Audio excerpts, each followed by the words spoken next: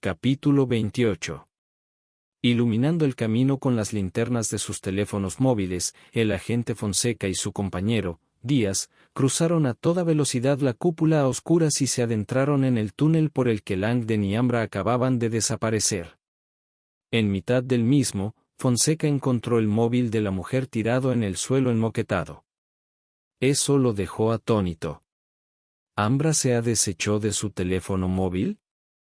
Con su permiso, la Guardia Real usaba una aplicación para saber en todo momento dónde se encontraba. Solo podía haber una explicación para que lo hubiera tirado, que quisiera escapar de su protección. Esa idea puso muy nervioso a Fonseca, aunque no tanto como la perspectiva de tener que informar a su jefe de la desaparición de la futura reina consorte de España. El comandante de la Guardia Real era obsesivo e implacable en lo que respectaba a la protección de los intereses del príncipe. Y esa noche le había dado a Fonseca una directriz muy clara: mantener en todo momento a Ambra Vidal a salvo y alejada de problemas. No puedo mantenerla a salvo si no sé dónde está. Los dos agentes recorrieron el túnel a la carrera y llegaron a la antesala, donde ahora parecía estar teniendo lugar una convención de fantasmas. En ella había una multitud de personas en shock con los rostros iluminados por el resplandor de sus teléfonos móviles. Todos estaban comunicándole al mundo exterior lo que acababan de presenciar. «Enciendan las luces», exclamaban algunos. De repente, el móvil del agente sonó. «Agente Fonseca, lo llamamos del Departamento de Seguridad del museo», dijo una joven. «Sabemos que se han quedado sin luz. Parece que se trata de un fallo informático. En breve restableceremos la electricidad». ¿Las cámaras de seguridad interna siguen en funcionamiento?, preguntó Fonseca, a sabiendas de que contaban con infrarrojos. Sí, están en marcha. Fonseca examinó la sala a oscuras. Ambra Vidal acaba de entrar en la antesala que hay junto al auditorio en el que tenía lugar la presentación. ¿Puede ver hacia dónde ha ido? Un momento, por favor. Fonseca esperó. El corazón le latía de frustración. Acababa de recibir la noticia de que Uber tenía dificultades para localizar el coche en el que había huido el tirador. ¿Puede ir mal alguna cosa más esta noche?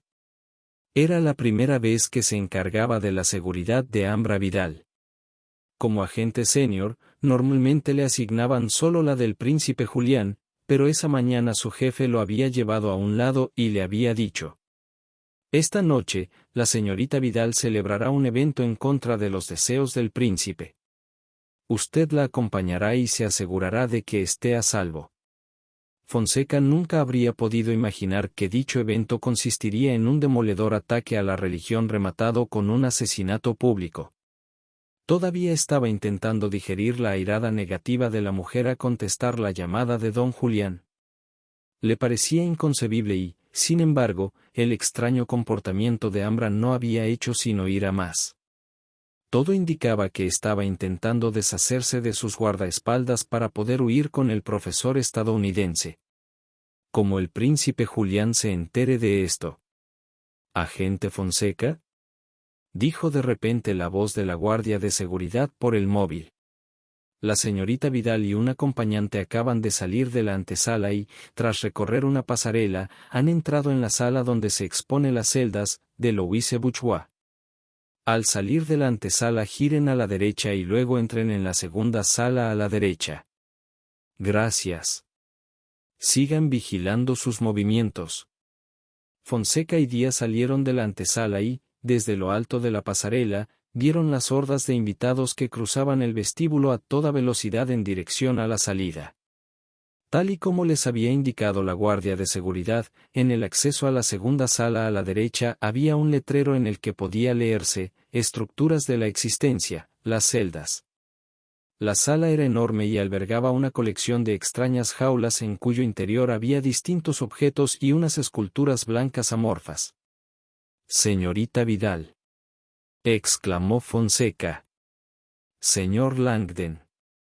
Al no recibir respuesta alguna, los agentes se adentraron en ella. Justo en ese momento, sin embargo, Langdon y Ambra estaban trepando con cuidado por el laberinto de andamios que había fuera del auditorio abovedado, en dirección al letrero de salida tenuemente iluminado que había al fondo de la sala. Gracias al plan que Langdon y Winston habían urdido a toda prisa, el profesor y la mujer habían engañado a los agentes. En cuanto había recibido el aviso de Langdon, Winston había apagado las luces para sumergir la cúpula en la oscuridad. Previamente, el profesor había tomado nota mental de la distancia que había entre la posición en la que se encontraban y el túnel de salida. Había hecho un cálculo casi exacto. Al llegar a la entrada del túnel, Ambra había tirado su teléfono móvil al interior del oscuro pasadizo. Luego, en vez de entrar en él, habían dado media vuelta y se habían quedado dentro del auditorio abovedado. Con las manos pegadas a la tela, habían seguido entonces la pared interior hasta llegar a la rasgadura por la que el agente de la Guardia Real había salido para perseguir al asesino de Edmond. Tras escapar por el agujero de la cúpula, el profesor y la mujer se habían dirigido hacia el letrero iluminado que había en la pared del fondo de la sala y que señalizaba la salida a la escalera de emergencia. A Langdon todavía le sorprendía la rapidez con la que Winston había decidido ayudarlos. Si la presentación de Edmond se puede reproducir mediante una contraseña, había dicho, debemos encontrarla y usarla de inmediato. Mi directiva original era ayudar a Edmond en todo lo posible para que el anuncio de esta noche fuera un éxito. Obviamente, le he fallado y haré lo que haga falta para corregir ese fracaso.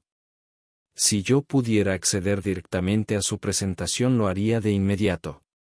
Había añadido Winston. Sin embargo, tal y como ha dicho la señorita Vidal, está guardada en un servidor seguro que se encuentra fuera del museo. Parece que lo único que necesitamos para reproducirla es el móvil de Edmond y la contraseña. Ya he analizado todos los textos publicados en busca de un verso de 47 letras y, lamentablemente, las posibilidades son cientos de miles. Si no más, dependiendo de cómo divida uno las estrofas. Encima, como las interfaces de Edmond suelen bloquear al usuario después de varios intentos fallidos, es imposible realizar un ataque de fuerza bruta. Esto nos deja una única opción, debemos encontrar la contraseña de algún otro modo. Estoy de acuerdo con la señorita Vidal en que lo mejor es ir cuanto antes al piso de Edmond en Barcelona. Parece lógico que, si éste tenía un verso favorito, tuviera también el libro en el que se recoge ese poema. Es posible incluso que señalara el verso de algún modo. Por consiguiente, calculo que hay una probabilidad muy alta de que Edmond hubiera querido que fuera usted a Barcelona, encontrara la contraseña y la usara para hacer público su descubrimiento. Además, acabo de confirmar que, tal y como ha dicho la señorita Vidal, la llamada de última hora solicitando que el almirante Ávila fuera incluido en la lista de invitados se ha hecho desde el Palacio Real de Madrid. Así pues, creo que no debemos confiar en los agentes de la Guardia Real. Buscaré un modo de distraerlos para facilitarles la huida. Y, por increíble que pudiera parecer, Winston había encontrado una forma de conseguir exactamente eso. Langdon y Ambra llegaron a la salida de emergencia. Procurando hacer el menor ruido posible, él abrió la puerta, la hizo pasar y, en cuanto ambos hubieron salido, cerró la puerta tras de sí. Perfecto. Han llegado a la escalera de emergencia, dijo Winston. ¿Y los agentes de la Guardia Real? Preguntó Langdon. Muy lejos, contestó el guía informático. Ahora mismo estoy al teléfono con ellos. Me he hecho pasar por una guardia de seguridad del museo y los he engañado para que se dirijan a una sala que se encuentra al otro lado del edificio. Increíble, pensó Langdon al tiempo que hacía a Ambra una señal con la cabeza para indicarle que el camino estaba despejado. Sigamos adelante, propuso Langdon. Bajen por la escalera hasta la planta baja y salgan del museo, siguió. Indicándole Winston al profesor. Tengan presente que, en cuanto abandonen las instalaciones, los auriculares dejarán de estar conectados a mí. Maldita sea. Eso no se le había ocurrido a Langdon. Winston, dijo, mientras él y Ambra bajaban por la escalera. ¿Sabías que la semana pasada Edmond compartió su descubrimiento con una serie de líderes religiosos? Sí, lo ha comentado en la introducción de esta noche, respondió Winston. Teniendo en cuenta que, al parecer, su hallazgo tiene profundas implicaciones religiosas, imagino que quería conocer la opinión de distintos líderes clericales. Así es. Uno de esos religiosos, sin embargo, fue el obispo Valdespino de Madrid. Interesante.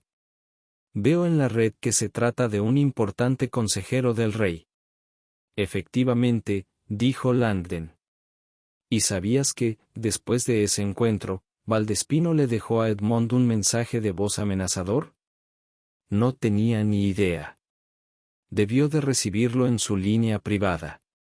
Yo he podido oírlo y, en él, Valdespino instaba a Edmond a cancelar la presentación y también le advertía de que los clérigos con los que se había reunido estaban considerando llevar a cabo un anuncio preventivo para intentar desacreditarlo de algún modo antes de que llegara a hacer público su hallazgo.